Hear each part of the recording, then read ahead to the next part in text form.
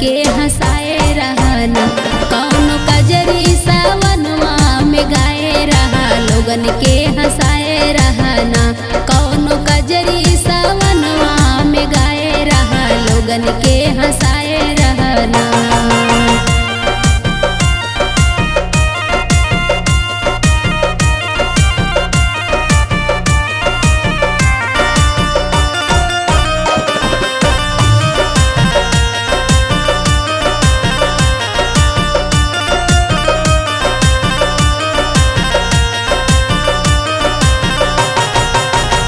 जेकर बीवी बाटी गोर ओकर घर में अजोर। जेकर बीवी बाटी गोर ओकर घर में अजोर। ओकर घर में अजोर। ओकर घर में अजोर।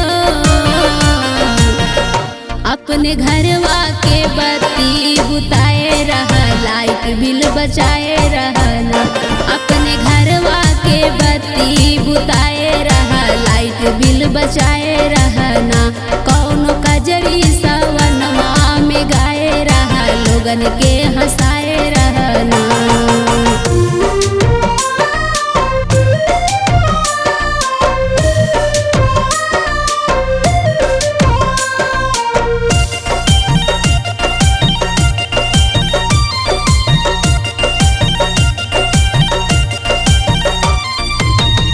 जेकर बीवी बाटी मोट ओकर घर में बनोट। जेकर बीवी बाटी मोट ओकर घर में बनोट। ओकर घर में बनोट। ओकर घर में बनोट। गाड़ी बंगला पर पैसा उड़ाए रहा लाइट बिल बचाए रहना। गाड़ी बंगला पे पैसा लुटाए रहा लाइट बिल बचाए रहना। कौनो कजरी सावनवा में गाए रहा लोगन के